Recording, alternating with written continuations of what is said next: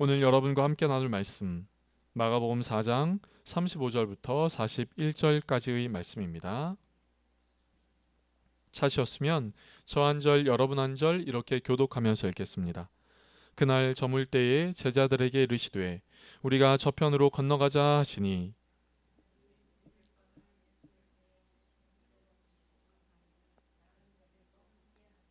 큰 광풍이 일어나며 물결이 배에 부딪혀 들어와 배에 가득하게 되었더라.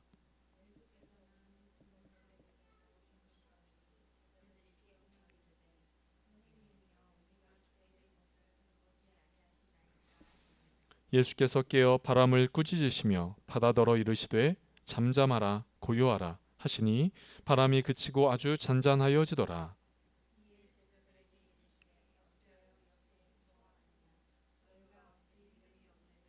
같이 읽겠습니다. 그들이 심히 두려워하여 서로 말하되 그가 누구이기에 바람과 바다도 순종하는가 하였더라. 아멘. 오늘 귀한 이 주일 아침에 오신 여러분들을 환영하고 축복합니다. 여러분 좌우 앞뒤 계신 분들과 함께 환영하고 축복합니다. 한번 이렇게 인사하실까요? 네, 환영하고 축복합니다. 네.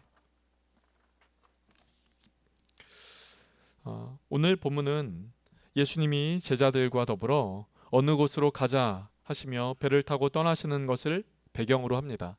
그러니까 예수님이 지금 배를 타고 떠나시고 그 배에는 예수님과 제자들이 함께 있다는 것이죠. 그런데 그 배, 예수님과 제자들이 탄 그 배가 큰 풍랑을 만납니다. 큰 바다, 큰 파도, 그를 만나는 것이죠. 여러분, 예수님의 제자 12명의 제자 중 그들이 예수님을 따르기 이전에 그들이 갖고 있었던 직업, 예수님의 제자들 중 일부의 옛 직업은 어부입니다. 배를 타고 바다를 거니며 잔뼈가 굵은 사람들이지요. 그런데 오늘 본문은 그랬던 어부였던 제자들조차도 두려워할 만한 큰 풍랑이 일었다, 이렇게 말하고 있는 것이에요. 여러분, 인생에는요 간혹 그런 일들이 찾아옵니다. 우리의 삶의 걸음에는 간혹 그런 일들이 찾아옵니다. 삶의 풍랑과 같은 것이요. 하나님을 믿느냐 믿지 않느냐, 신앙생활을 잘하고 있느냐 잘하고 있지 않느냐, 그 사람이 가진 것이 많으냐 가진 것이 없느냐, 사회적인 지위가 높으냐 낮으냐, 그런 것과 상관없이 우리의 삶에 폭풍과 같은 그것이 찾아오는 때가 있지요. 그리고 그 폭풍, 그 풍랑을 이전에 겪어봤어 라고 하더라도 이번에 다가오는 풍랑에 우리는 그 풍랑이 무섭고 그 풍랑이 두렵고 그 풍랑이 힘들다라고 그렇게 이야기하는 우리의 모습도 있습니다. 여러분, 우리의 삶에 풍랑이 오고 파도가 치고 바람이 불고 그런 일들이 신앙이 있냐 없냐, 신앙을 생활을 잘하고 있냐 그렇지 않냐, 사회적인 지위가 높으냐 낮으냐, 가진 것이 많으냐 적냐 하는 그런 여부와 상관없이 우리에게 폭풍이 온다면, 폭우가 온다면, 풍랑이 온다면 그때 우리는 어떤 모습을 가져야 할까요? 신앙은 신앙이고 내 삶은 내 삶이지 라고 따로 떨어져 이렇게 따로 분리하여서 해결책을 알아보면 되는 것일까요?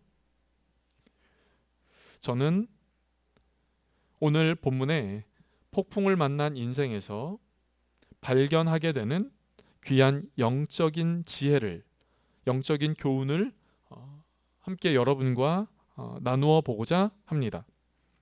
저는 여러분과 함께 풍랑을 만난 그 사람이 발견하는 그 은혜, 폭풍을 만났을 때 발견하는 은혜를 여러분과 함께 나누기를 원합니다. 여러분, 오늘 본문을 저와 여러분이 함께 읽었지요. 오늘 본문은 쉽게 말하면 이렇습니다. 예수님이 어느 곳으로 가자 이렇게 이야기를 하셨어요. 그리고 그 어느 곳으로 가자 하시며 그 배에 예수님과 제자들이 탑니다.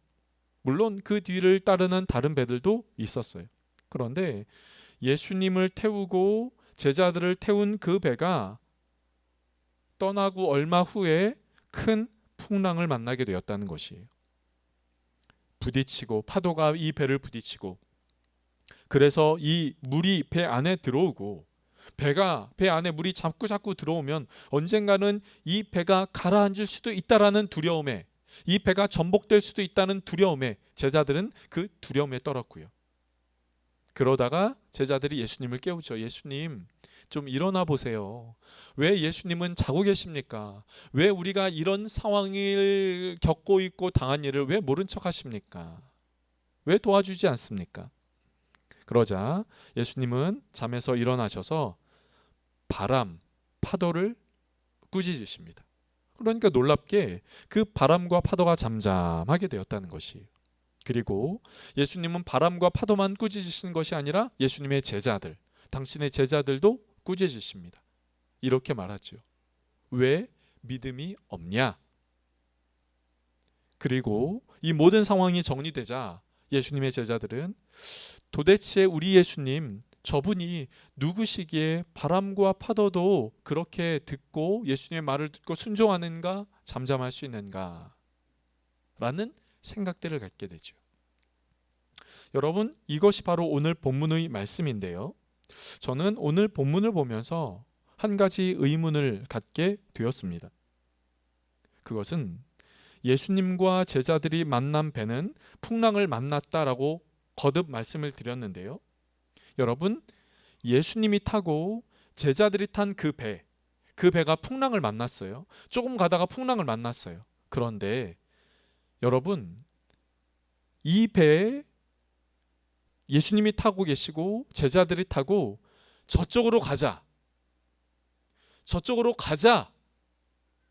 그러니까 배를 탈 수 있도록 모든 상황들을 인도하신 분, 이 상황들을 이렇게 만든 분이 누구냐라고 하는 것이에요. 여러분, 누굽니까? 제자들이 예수님 보고 예수님, 우리가 배를 타고 좀 저쪽으로 가십시다, 이렇게 얘기를 했나요? 아니면 아이고, 우리를 따르는 사람들이 너무 많으니 우리가 어쩔 수 없이 저기로 가야 되겠구나, 이렇게 된 것인가요? 아니, 그렇지 않아요. 오늘 함께 읽은 말씀의 첫 번째 절 35절 말씀을 보실까요? 35절 말씀 이렇게 말하고 있지요. 같이 한번 읽어볼까요? 저와 여러분이 같이 읽어보겠습니다. 시작. 그날 저물 때에 제자들에게 이르시되 우리가 저편으로 건너가자 하시니. 여러분, 저편으로 가자, 누가 얘기하신 것인가요? 예수님이 얘기하셨어요. 예수님이 제자들에게 우리가 저편으로 가자라고 이야기를 하세요. 그런데요, 저편으로 가자라고 했는데 그곳에서 뭘 만나요? 풍랑을 만납니다. 여러분, 제자들이 가자고 한 것이 아니에요. 예수님이 가자고 했습니다. 예수님이 가자고 했어요. 근데 예수님이 가자고 하면 무엇인가 비단길, 평안한 길, 빨리 가기 좋은 길, 이런 길을 만나야 되는 거 아닌가요? 풍랑을 만나요. 제자들이 가자고 해서 풍랑을 만났으면 그나마 조금 이해는 하겠어요. 그런데 예수님이 가자고 얘기했는데 예수님이 가자고 얘기한 그 길에 풍랑이 있더라는 것이에요. 예수님이 그것을 모르셨을까? 모르실 수 있어. 왜냐하면 예수님은 능력이 제한적이니까. 우리가 예수님을 향하여 능력이 제한적이라고 생각하면 그래, 예수님 모를 수 있어 라고 생각을 할 수 있습니다. 아, 예수님, 그래, 예수님도 좀 부족하지 뭐, 이렇게 생각하면 풍랑 만날 수 있어. 여러분, 예수님이 완벽하시고 예수님이 하나님이시고 예수님이 전능하신 분이라고 한다면, 그것을 우리가 믿는다면 우리는 당연히 이런 의문을 갖게 되죠. 예수님이 가자고 했는데 왜 예수님이 가자고 한 그 길에 풍랑을 만나는 것인가? 예수님 그것도 예측 못해요. 예수님 그것도 알지 못해요. 그렇게 하고 나서 어떻게 예수님이 전능하신 하나님이라고 얘기를 할 수 있지요? 라고 하는 의문을 자연스럽게 우리는 가질 수 있지 않겠습니까? 또 여러분, 예수님이 그 배가 풍랑을 만났어요. 그런데 그 풍랑의 배 위에서 예수님이 자고 계시다라는 거예요. 여러분, 제자들이 어부였던 제자들, 바닷가에서 잔뼈가 굵었던 그 제자들이 두려워할 정도면은 그 파도는 그냥 잔잔한 파도 정도가 아니라 엄청난 파도입니다. 그런데 그 엄청난 파도에서 예수님이 배의 한쪽에서 주무시고 계셨다는 거예요. 저는 의문이 들더라고요. 어떤 목사님들은 이것을 설교할 때 예수님이 얼마나 피곤하셨으면 그렇게 거기서 주무셨을까, 그런 배에서도 주무셨을까, 이렇게 이야기를 하시는 분들도 있거든요. 저는 그 정도의 파도, 그 정도의 그 물이 배 안에 흘러 들어오는데 예수님이 자신다, 주무신다, 이 정도면 무엇인가 의도적으로 주무시고 계시는 것은 아닐까라는 생각이 들더라고요. 이런 질문을 하며 이런 의문을 갖고 예수님, 왜 예수님이 가자고 했는데 풍랑이 있나요? 예수님은 그 풍랑 속에서 어떻게 그렇게 주무실 수 있나요? 이런 의문을 갖고 오늘 본문을 보면서 저는 하나의 어떤 포인트를 좀 보게 되었어요. 그것이 우리가 조금 전 한 번 더 읽었지만 35절의 초반절의 말씀입니다. 35절의 초반절 이렇게 말하고 있지요. 그날 저물 때에, 그날 저물 때 그런 일이 있었다라는 것이. 그런데 그날은 도대체 어떠한 날입니까? 그날은 어떠한 날이지요? 그날은 우리가 마가복음 4장에 기록된 그 예수님의 모습이 기록된 그날입니다. 마가복음 4장에 어떤 일이 있나요? 예수님은 처음에 1절부터 네 가지 밭에 대한 말씀을 비유로 제자들과 사람들에게 가르쳐 주셨지요. 또 이 네 가지의 밭에 대한 해석을 제자들에게만 또 알려주세요. 그것만입니까? 하나님 나라에 대하여 이야기를 하고 계세요. 하나님 나라요. 하나님 나라를 스스로 자라나는 씨에 비유하여서 하나님 나라를 가르치셨고, 또 겨자씨라고 하는 아주 작은 한 알의 씨를 비유로 들어서 하나님 나라를 가르치셨어요. 그러니까 그날 예수님은 하나님의 말씀을 가르치셨다는 거예요. 네 가지 밭의 비유 가르치셨고요. 스스로 자라나는 씨, 겨자씨를 통하여 하나님 나라를 가르쳐 주셨어요. 하나님 나라를 가르쳐 주셨어요. 알려주셨어요. 많은 것을 이야기하신 날이에요. 그날입니다. 그런데 예수님은 그것을 가르치고 끝나셨는가 하는 거예요.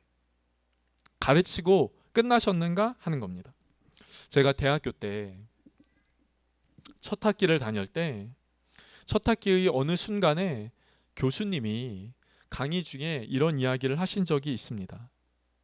여러분은 한 학기를 배우고 나서 한 학기가 끝나고 이제 여름방학이 시작될 텐데, 여름방학은 배운 것을 실천하는 때입니다.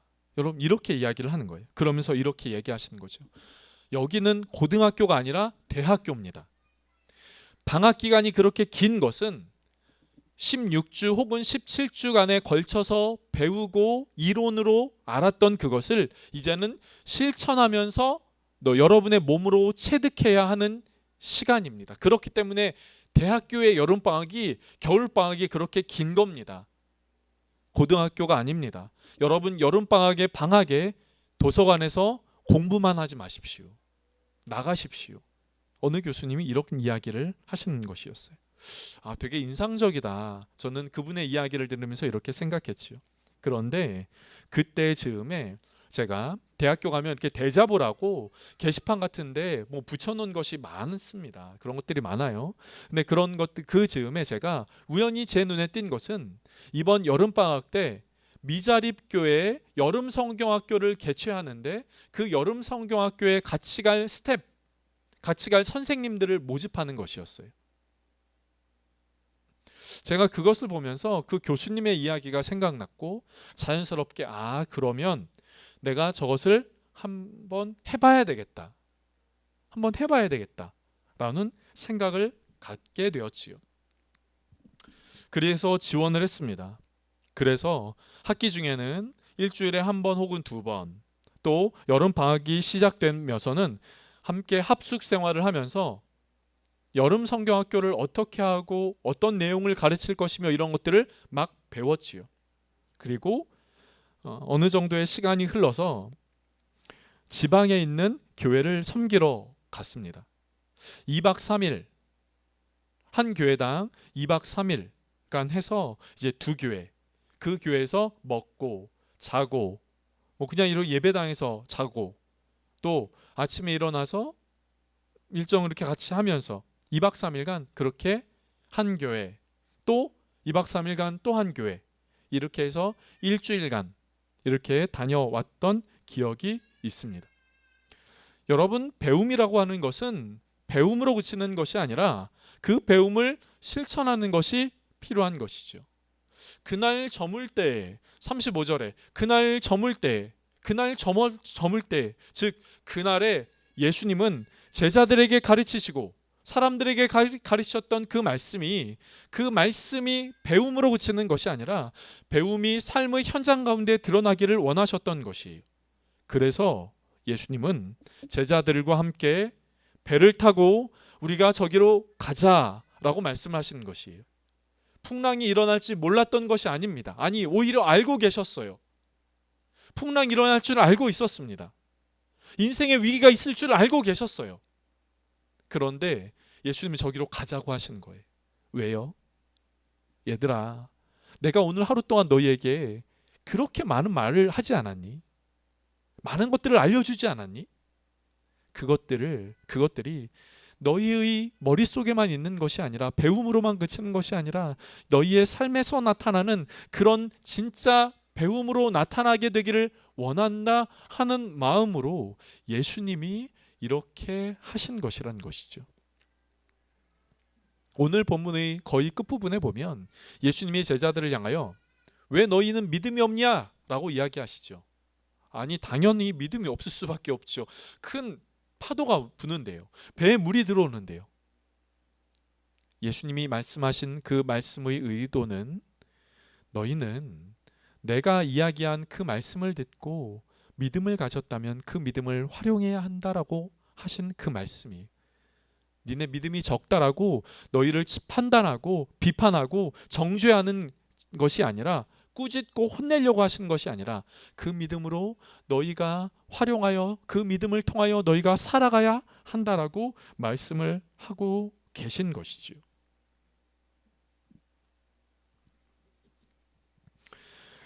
오늘 나타나고 있는 그 풍랑이라고 하는 것을 고난이라고 이야기를 한다면, 고난을 성경에서 가장 크게 고난을 받는 사람 말하라, 그 질문에 우리는 욥이라는 사람을 이야기를 합니다.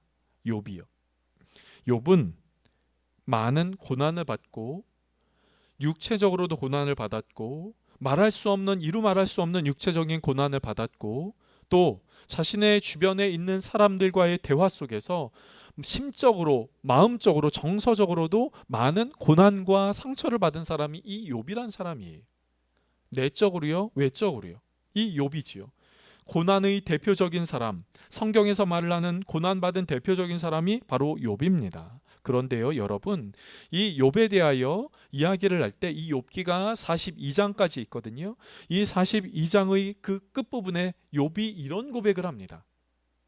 42장 5절에 이런 고백을 해요. 내가 주께 대하여 귀로 듣기만 하였사오나 이제는 눈으로 주를 배움나이다. 내가 이제껏 알고 있었던 하나님의 말씀, 그 성경의 지식이 배움이었습니다. 머릿속의 배움이었습니다. 그런데 이런 고난을 겪고 나보니 이제는 문자, 욥기 42장 문자로 이야기하면 눈으로 주를 배웁니다.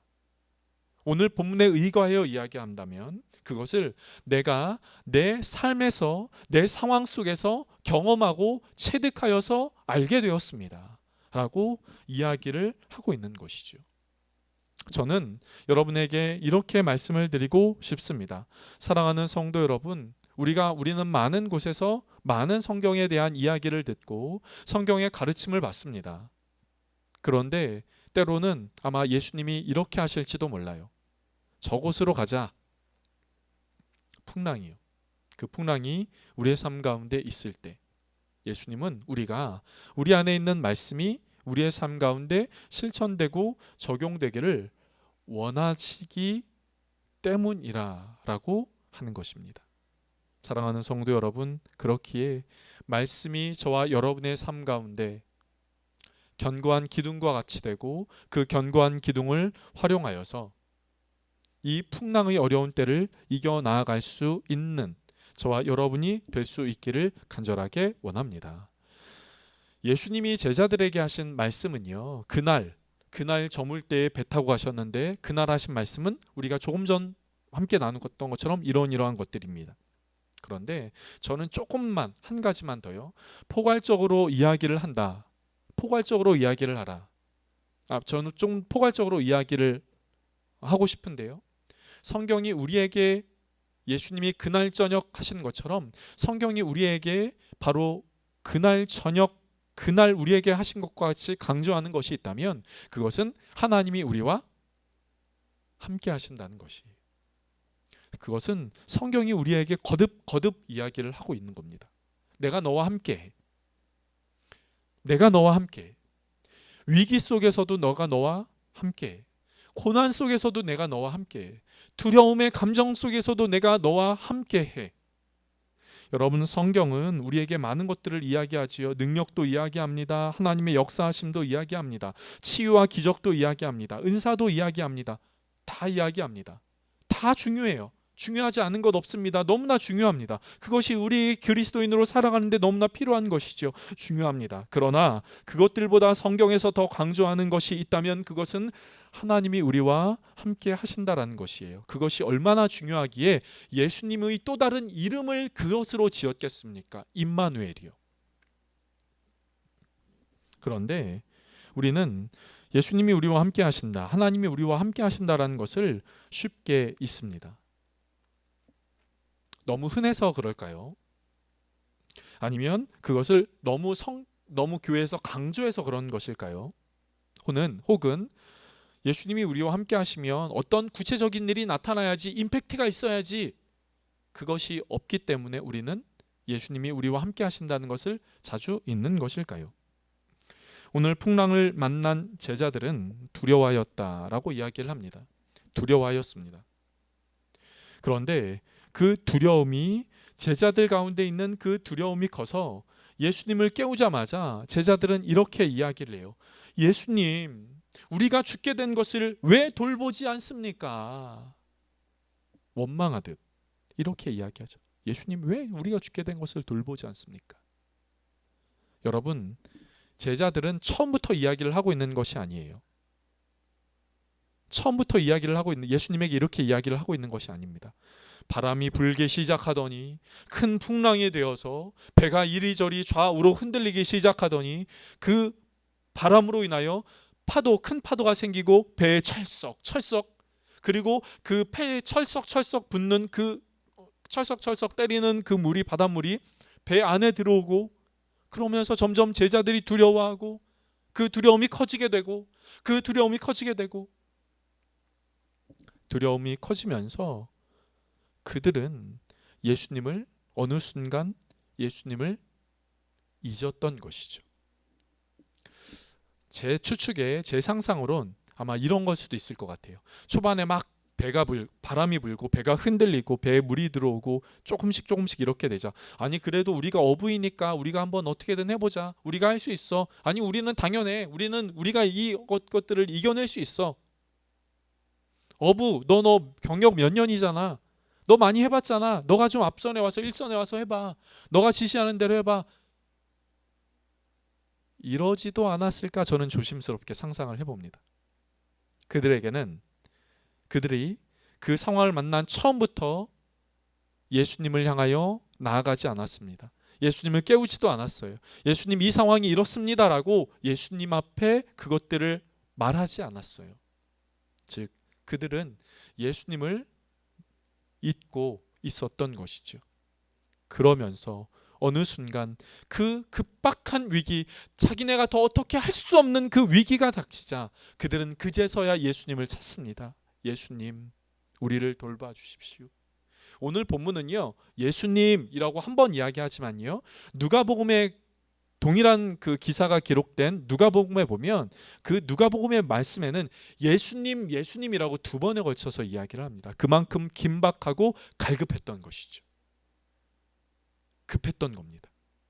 그제서야 그들은 예수님, 예수님, 예수님, 예수님 이렇게 이야기를 하는 것이죠. 사랑하는 성도 여러분, 우리 안에 자꾸 쉽게 있게 되는 것, 그것은 하나님이 우리와 함께 하시다는 것입니다. 작은 어려움, 큰 어려움, 그것과 상관없이요, 예수님은 우리와 함께 하십니다. 성경은 우리에게 이렇게 말하고 있어요.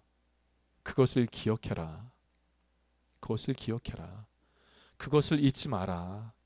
그것을 잊지 마라. 그래서 하나님은 너희의 눈에 보이는 증거로 예수님을 보내주신 거 아닙니까? 니네가 그것을 쉽게 잊으니까 내 형상, 내 영을 따라 육체, 우리가 눈에 보일 수 있는 육체를 너희에게 보여줄게. 그분이 예수님이시죠. 그리고 예수님을 봐라. 그 예수님을 보면서 하나님이 우리와 함께 하시다는 것을 너희는 기억해라. 사랑하는 성도 여러분, 저는 오늘 본문을 통하여 이렇게 이야기를 하고 싶습니다. 하나님이 우리의 삶 가운데 때로는 그 말씀이 우리의 삶 가운데 적용되고 실천될 수 있도록 때로는 풍랑도 허락해 주십니다. 물론 모든 풍랑을 하나님이 주셨고 모든 풍랑을 그런 하나님의 의도로 보이는 것, 그것은 그렇지는 않습니다. 이것은 많은 목회자, 성경학자들이 이야기하는 것이기도 하고요. 그러나 때로는 우리의 삶 가운데 찾아오는 그 순간들을 통하여 주님은 우리가 그 말씀이 우리의 삶 가운데 실천되고 배움이 되고 진정한 배움이 되고 적용되기를 원합니다. 그 실천, 그 적용이란 무엇입니까? 하나님이 우리와 함께 하시다는 거예요. 교회에 있을 때만 하나님이 함께 하십니까? 성경을 읽을 때나 기도할 때만 하나님이 함께 하시나요? 아니요. 우리가 학교에 있을 때에도, 직장에 있을 때에도, 가정에 있을 때에도 하나님은 함께 하십니다. 평안할 때만 함께 하시나요? 즐거울 때만 함께 하시나요? 아니요. 인생의 위기 앞에, 고난 앞에, 두려움과 무서움의 감정 앞에 주님은 우리와 함께 하십니다. 그렇기에 우리가 그 주님을 붙잡으라고 이야기를 하고 있는 것이고, 그 주님을 붙잡으면서 그 어려움을 진정 이겨나갈 수 있는 것이라고 이야기를 하는 것이죠. 사랑하는 성도 여러분, 잊기 쉬운 그 말씀, 아니 저에게도요, 잊기 쉬운 그 말씀, 하나님이 오늘도 나와 함께 하시는구나. 하나님이 이 상황 가운데 나와 함께 하시는구나. 이 어려움 앞에, 이 어려움이 있을지라도, 이 어려움이 있으니까 예수님 함께 안 계시는 것이 아니라 이 어려움 속에서도, 곤란한 상황 속에서도, 중요한 결정 앞에서도 예수님은 함께 하시는구나.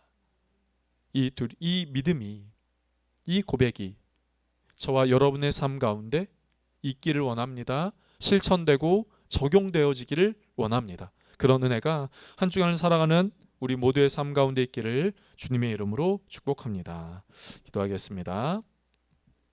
좋으신 하나님, 오늘 예수님이 오늘 하루 동안 말씀하신 그것들이 제자들의 삶 가운데 실천되고 적용되기를 원하는 마음을 갖고 계신 것을 오늘 함께 살펴보았습니다.